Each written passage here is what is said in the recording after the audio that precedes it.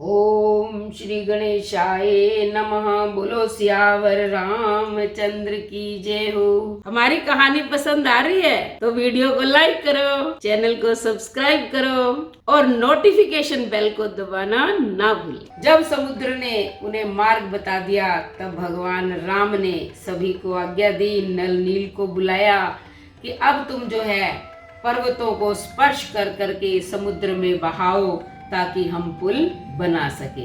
नल और नील बहुत प्रसन्न होते हैं कि हमें प्रभु के कार्य करने में जो है आनंद आएगा, क्योंकि ये सौभाग्य भगवान राम ने हमें प्रदान किया है। अब वानर बड़े बड़े पहाड़ उठाकर ला रहे हैं और नल और नील गेंद की तरह जो है लेते हैं और उसे समुद्र में डाल देते हैं भगवान का नाम लेकर। अब भगवान जो है कहते हैं कि ये धरती बहुत ही रमणीय है, सुंदर है। मैं जो है यहाँ भगवान शंकर की स्थापना करना चाहता हूँ, क्योंकि वो मेरे आराध्य देव हैं। कुछ वानरों को कहते हैं जाओ तुम कुछ मुनियों को ले आओ ताकि हम स्थापना करेंगे और वो यहाँ पूजा करवा देंगे। मुनियों को बुलाया जाता है और मुनि आकर जो है भगवान राम को कहते हैं कि तुमने बहुत ही अच्छा विचार किया है। कोई भी शुभ कार्य करने से पहले हमें प्रभु का, अपने अपने आराध्य देव का स्मरण अवश्य कर लेना चाहिए। वहां जो है शिवलिंग की स्थापना की जाती है। भगवान राम जो है मुनियों से पूजा करवाते हैं। मुनि भगवान राम से मंत्रों का उच्चारण करके विधिवत पूजा जब संपन्न हो जाती है तब भगवान राम कहते हैं कि इनका नाम जो है रामेश्वरम होगा, कि राम के ईश्वर रामेश्वरम। तो रामेश्वरम जो है महान तीर्थ है, लोग जाते हैं। 4 धामों के अंदर एक इनका आता है नाम, और सभी लोग वहां जाकर भगवान शंकर के दर्शन करते हैं। मैं भी वहां गई हुई हूँ, बहुत भव्य है रामेश्वरम। लेकिन आजकल क्या मंदिर में लोगों ने व्यापार बना लिया है। वहां कुछ पता नहीं, बहुत साल पहले गई थी अपने बेटे के साथ। मेरे बेटे ने मुझे 4 धाम की यात्राएं करवा रखी हैं प्रवाल ने।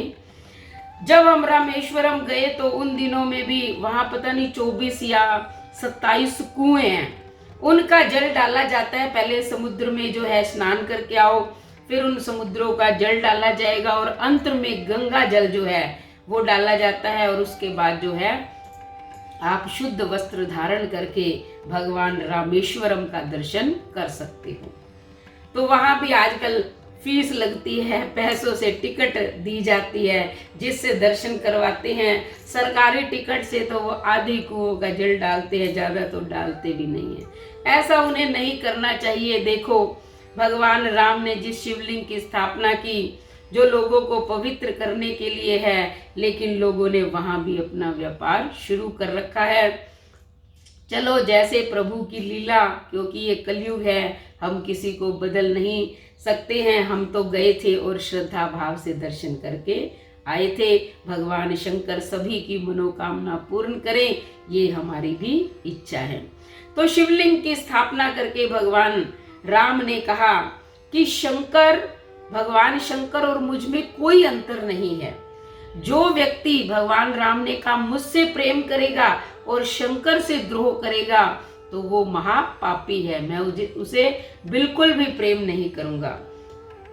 और जो शंकर से प्रेम करेगा, मुझसे द्रोह करेगा, तो उससे भी हम कोई प्रेम नहीं करेंगे, क्योंकि जो शिव का भक्त है वो मुझे प्रिय है और जो मेरा भक्त है वो मेरे आराध्य देव को प्रिय है। इसलिए भगवान राम ने कहा कि शिव मेरे आराध्य देव हैं और जो भी व्यक्ति इस रामेश्वरम के दर्शन करने आएगा और इन पर गंगा जल चढ़ाएगा तो कहते हैं कि मैं उसे मोक्ष प्रदान करूंगा।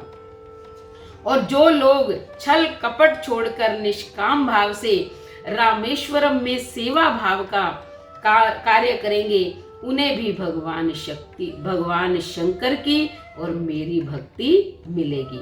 और जो हमारे बनाए हुए सेतु का दर्शन करेंगे वो बिना ही परिश्रम से इस संसार रूपी सागर को पार कर जाएंगे। तो ऐसा जो है भगवान राम सबको समझा रहे हैं। वो मुनि जो थे वो पूजा अर्चना करवा के अपने अपने आश्रमों को चले गए। नल और नील ने जो है सेतु का काम प्रारंभ कर दिया। उन्होंने बड़ा ही मजबूत पुल बनाया। जब पुल बनकर तैयार हो गया तब प्रभु की आज्ञा पाकर सभी लोग जो है चले आगे आगे भगवान हैं और पीछे पीछे वानरों की विशाल सेना चल रही है। जब भगवान राम ने सेना सहित समुद्र को पार कर लिया तो वो बहुत ही प्रसन्न है। इधर जब रावण को ये समाचार मिल जाता है कि मेरा शत्रु जो है लंका के पास आ गया है, उसने समुद्र पार कर लिया है, वो बहुत भयभीत हो जाता है, व्याकुल हो जाता है। मंदोदरी उसे बहुत समझाती है कि हे प्राणनाथ, आप जो है उनके साथ वैर कर रहे हो जिनके साथ बल और बुद्धि से कोई जीत ही नहीं सकता है। जिन भगवान विष्णु ने मधु कैटभ को मारा है, वराह और नरसिंह का रूप धारण करके, जिन्होंने हिरणाक्ष और हरणाकश्यप को मारा, कहते हैं जिन्होंने बलि को बांध लिया, जिन्होंने परशुराम के रूप में सहस्त्र बाहु को मार दिया और राम के रूप में परशुराम का भी अहंकार तोड़ दिया, कहते वो भगवान राम हैं। नारायण ने राम के रूप में अवतार लिया हुआ है, इसलिए आप उनसे विरोध न करें। जानकी जी को सौंप दीजिए और भगवान का स्मरण कीजिए ताकि मेरा भी सुहाग जो है वो अमर हो जाएगा, वरना हे प्रभु मैं विधवा हो जाऊंगी। लेकिन रावण के सिर पर तो काल सवार था, उन्होंने उसकी एक भी नहीं मानी। कहा कि तुम चिंता मत छोड़ दो, चिंता जो है वो छोड़ दो, क्योंकि मेरे समान इस संसार में कोई योद्धा नहीं है। लेकिन अंदर ही अंदर भयभीत तो है। वहां से उठकर अपने सभा में आ जाता है, मंत्रियों से पूछता है कि शत्रु तो हमारे सिर पर आ गया, बताओ क्या करना चाहिए। उसके मंत्री भी सब ऐसे ही हैं, कहते हैं क्यों चिंता करते हो, ये वानर भालू तो हमारा भोजन है, आज नहीं तो कल हम इनको अपना ग्रास बना ही लेंगे। तो मंत्री भी जैसा राजा होता है वैसी ही उन्हें सलाह दे देते हैं। जब संध्या का समय हो जाता है तो रावण जो अपने महल को चला जाता है। लंका की चोटी पर एक विचित्र महल है रावण का, जहां हमेशा नाच गान जो चलता रहता है। अब अपने इस व्यथा को, कष्ट को, भय को आप कुछ भी मान लीजिए, मिटाने के लिए वो वहां पहुंच जाता है। वीणा बज रही है, अप्सराएं नृत्य कर रहे हैं, तो वो अपने मन को बहलाने के लिए वहां कुछ देर बैठता है। तो भगवान राम जो है वो दक्षिण की ओर देखकर विभीषण से कहते हैं कि देखो ये दक्षिण दिशा में कैसे बादल घुमड़ रहे हैं। ये तब जो है विभीषण ने कहा कि हे प्रभु, ना ये कोई बिजली है ना कोई बादलों की घटा है, ये तो रावण के सिर का जो छत्र है वो दिखाई दे रहा है, और मंदोदरी ने कानों में कर्णफूल पहने हुए हैं, वो बिजली की तरह चमक रहे हैं। तो भगवान राम जो है रावण के अहंकार को तोड़ने के लिए एक बाण चलाते हैं और रावण का मुकुट और मंदोदरी के कानों का कर्णफूल जमीन पर गिर जाते हैं। सारी सभा जो है डर जाती है कि ये क्या हो गया, ना कोई भूकंप आया ना कोई आंधी चली, फिर ये कैसे हो गया, ये तो बड़ा भयंकर अपशगुन हो गया है। लेकिन रावण ने सोचा कि अगर मेरे ये सारे लोग ऐसा मानेंगे तो फिर मैं क्या करूंगा, इनके मन में तो भय पैदा हो जाएगा। तो उसने कहा सिरों का गिरना तो हमारे लिए शुभ ही रहा है, इसलिए मुकुट का गिरना अपशगुन कैसे हो सकता है। तुम जाओ अब अपने अपने घर जाकर सो जाओ। वो तो अपने अपने घर चले जाते हैं। अब रावण से मंदोदरी कहती है कि हे प्रभु, मुझे तो बहुत ही ये अपशगुन लग रहा है, आप राम से विरोध त्याग दीजिए और सीता को उन्हें दे दीजिए। लेकिन रावण के मन में तो एक होनी ने ऐसा जड़ कर लिया है, अपना स्थान बना लिया है कि वो किसी की बात मानता ही नहीं है।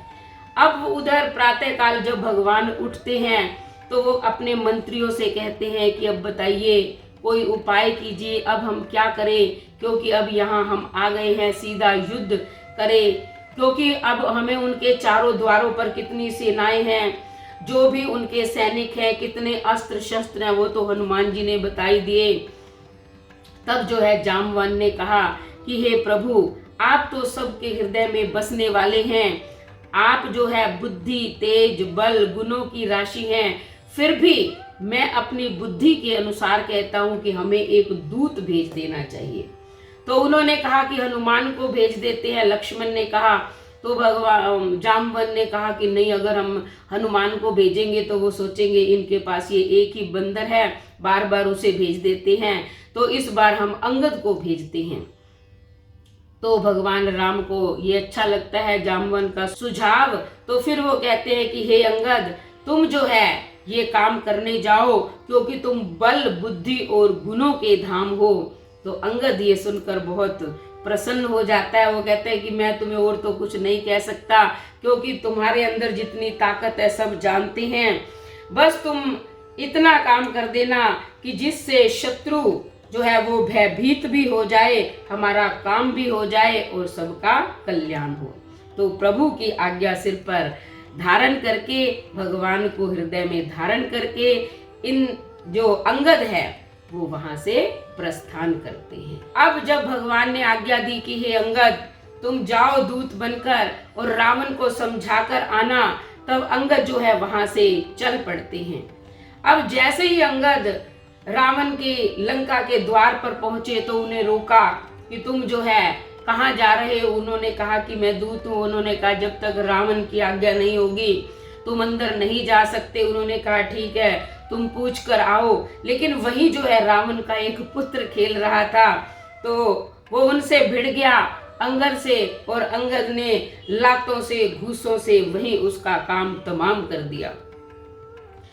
अब रावण जो अंगद जैसे ही आगे चलता है, जब उन्हें वो दूत आकर बता देता है कि ठीक है आ जाओ, तो लोग डरे हुए हैं, पागल हो रहे हैं। नगर में कोलाहल मचा हुआ है कि अब वही वानर फिर आ गया है, पूरी लंका को जलाकर जो गया था, अब पता नहीं क्या करेगा।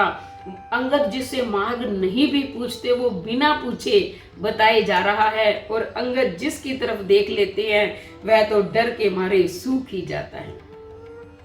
अब जो है अंगद रावण की सभा में पहुंच गए, क्योंकि रावण की आज्ञा थी कि उस बंदर को बुला लाओ।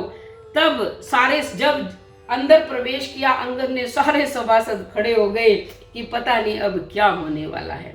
रावण को बड़ा गुस्सा आया, लेकिन क्रोध को अंदर ही दबाकर बोले कि अरे बंदर तू कौन है, बताओ। तो अंगद ने कहा मैं रघुवीर का दूत हूँ, मेरे पिता से तुम्हारी मित्रता थी, इसलिए मैं तुम्हारी भलाई के लिए आया हूँ, क्योंकि तुम्हारा उत्तम कुल है और तुम ऋषि पुलस्त के पुत्र हो। तुमने जो अज्ञानता वश जगत जननी माता सीता का हरण कर लिया है, इसलिए मैं तुम्हें ये कह रहा हूँ कि माता को भगवान के पास भेज दीजिए। भगवान कृपालु हैं, दयालु हैं, वो तुम्हें कोई सजा नहीं देंगे। रावण ने कहा अरे बंदर के बच्चे, संभल कर बोल कि मूर्ख, मुझ देवताओं के शत्रु को तूने जाना नहीं है। अपना और अपने बाप का नाम बता, तू किस नाते से कह रहा है कि हमारा मित्रता का नाता है। तो अंगद ने कहा मेरा नाम अंगद है और मैं बाली का पुत्र हूँ, उनसे तुम्हारी भेंट हुई थी। तब रावण ने कहा हाँ तुम बाली के पुत्र हो, मेरा मित्र था वो। कहते अगर तू बाली का लड़का है तो मुझसे दुश्मनी क्यों कर रहा है, और तुझे शर्म नहीं आती कि तू तपस्वियों का दूत कहलाता है। अब बाली की कुशल बता। तब अंगद ने कहा उनकी कुशलता तो कुछ दिनों में तुम्हारी मृत्यु हो जाएगी, तब वहां जाकर स्वर्ग लोक में मेरे पिता के गले लगकर खुद ही पूछ लेना। तब जो है रावण कहता है कि सच है, तू तो कुल का नाश करने वाला है।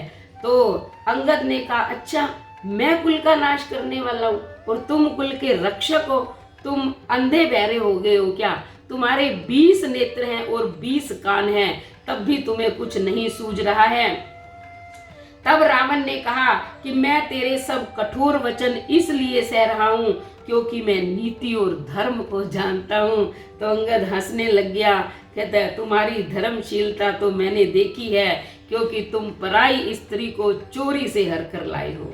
रावण ने कहा अरे जड़ वानर, ये क्या बकबक कर रहा है, तूने सुना नहीं? कहता है तू ये बता, तेरी सेना में है कौन जिसके साथ मैं युद्ध करूंगा, और जो मेरे साथ युद्ध करेगा?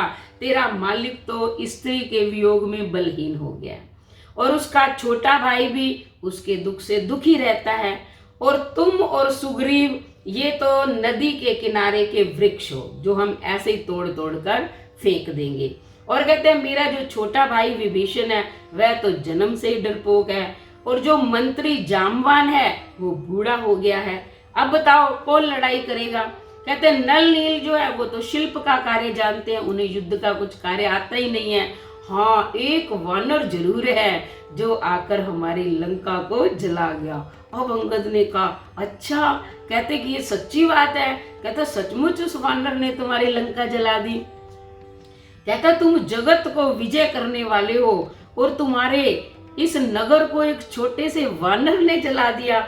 हंस रहा है कि हे रावण, तुमने बहुत बड़ा योद्धा कहकर उसे जिसे सराहा है वह तो सुग्रीव का एक छोटा सा सेवक है। कहता है कि क्या सचमुच ही उसने प्रभु की आज्ञा पाए बिना तुम्हारी लंका को जला दिया? कहता है मुझे लगता है इसी डर से आज तक वो सुग्रीव के पास वापस नहीं गया है।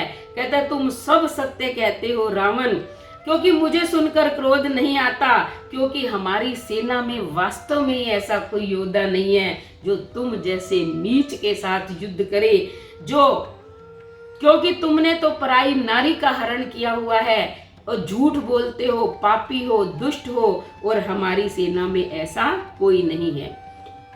तब रावण ने कहा कि बंदर में एक बड़ा गुण होता है, जो उसे पालता है वह उसी की प्रशंसा करता रहता है, नाच गान करके लोगों को रिझाता है।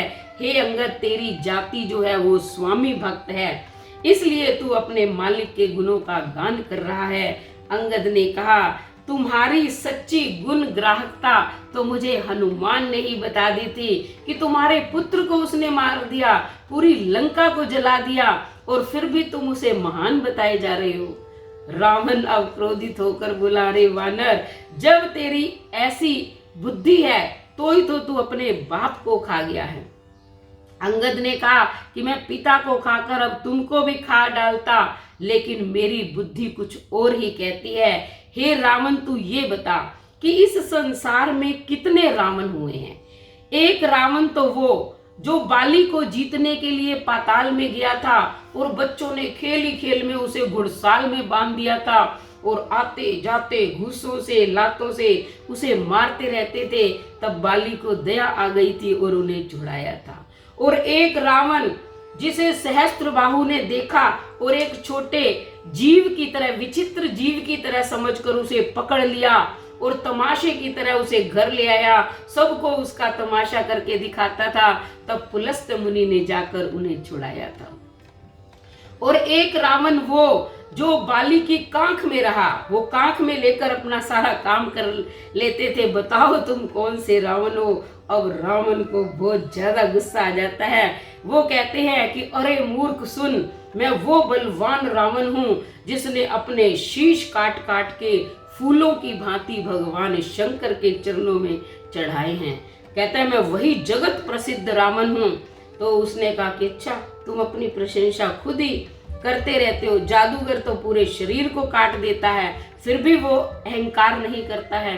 कहते तुम भगवान राम को नहीं जानते, उन्होंने तो परशुराम जी के गर्व को भी दूर कर दिया था, और जिनके परसे से उन्होंने 21 बार इस धरती को जो है क्षत्रियों से हीन कर दिया। अरे रावण, चतुराई और कपट को छोड़ तू भगवान का भजन कर। तेरे राम जो है वो बैरी नहीं है, जो राम का वैरी होता है उसे ब्रह्मा और रुद्र भी जो है बचा नहीं सकते। अरे मूर्ख, तू अभी भी समझ जा। रावण कहता अच्छा, मेरा तो कुंभकर्ण जैसा भाई है, इंद्रजीत जैसा मेरा पुत्र है, तू जानता नहीं है, मैं किसी को कुछ नहीं समझता, इन वानरों को तो मैं मूली गाजर की तरह जो है मार दूंगा। कहता है कि रावण ने कहा कि तेरा मालिक जिसकी तू गुण गाथा का बखान कर रहा है, क्या वो युद्ध में मुझसे लड़ेगा और तू उसका दूत है। अगर वह योद्धा होता तो दूत नहीं भेजता, संधि की बातें नहीं करता, खुद लड़ने आता। कहता है कि अब बातों को मत बढ़ाओ, अपने अभिमान को त्याग दो। तब जो है अंगद ने कहा कि हे दुष्ट, बातों को तो तू बढ़ा रहा है, तू अभिमान को त्याग दे। मैं दूत की तरह संधि करने नहीं आया हूं, मुझे तो भगवान राम ने इस लिए भेजा है क्योंकि वो कहते हैं कि सियार के मारने से सिंह को यश शोभा नहीं देता। और मैंने भी मन में उन्हीं की बातों को याद किया, इसलिए तेरी ये उल्टी सीधी बातें सुन रहा हूँ, वरना तेरा अभी मुंह तोड़ देता, क्योंकि तू तो चोरी से सीता को हर कर लाया है। कहता, अरे अधम, देवताओं के शत्रु, तेरा बल तो मैंने तभी जान लिया था। अगर तूने सीता का हरण करना था तो राम के सामने जाता, युद्ध करता, चोरी से क्यों गया था? तू राक्षसों का राजा जरूर है, लेकिन बड़ा अहंकारी है।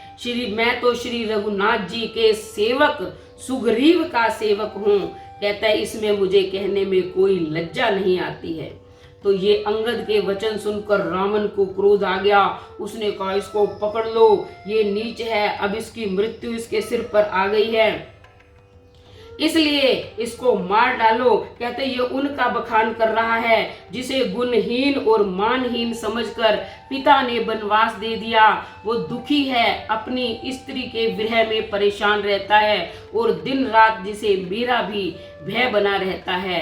कहते हैं कि जिनके बल का तुझे गर्व है, ऐसे अनेकों मनुष्यों को तो राक्षस दिन रात खाते रहते हैं। अब जब भगवान राम की निंदा सुनी तो अंगद को गुस्सा आ गया, क्योंकि शास्त्रों में ये लिखा है कि भगवान विष्णु और शिव की जो निंदा सुन लेता है तो उसे गोवध के समान पाप लगता है।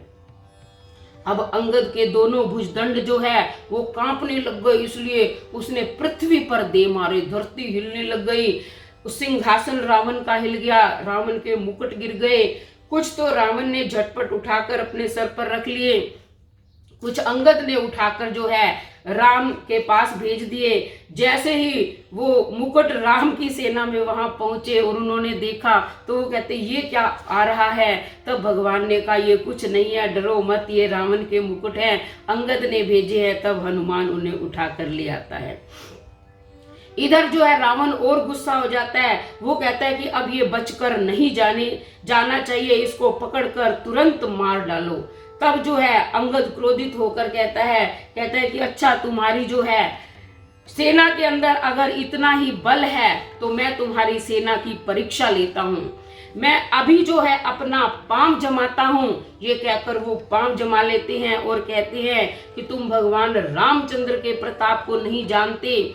अगर तुम्हारी सेना में कोई भी सैनिक मेरे पांव को हिला देगा तो हम सीता को हार जाएंगे, भगवान राम वापस चले जाएंगे। ये एक रामदूत का वचन है। रावण, भेजो जिस शक्ति का तुम्हें अहंकार है।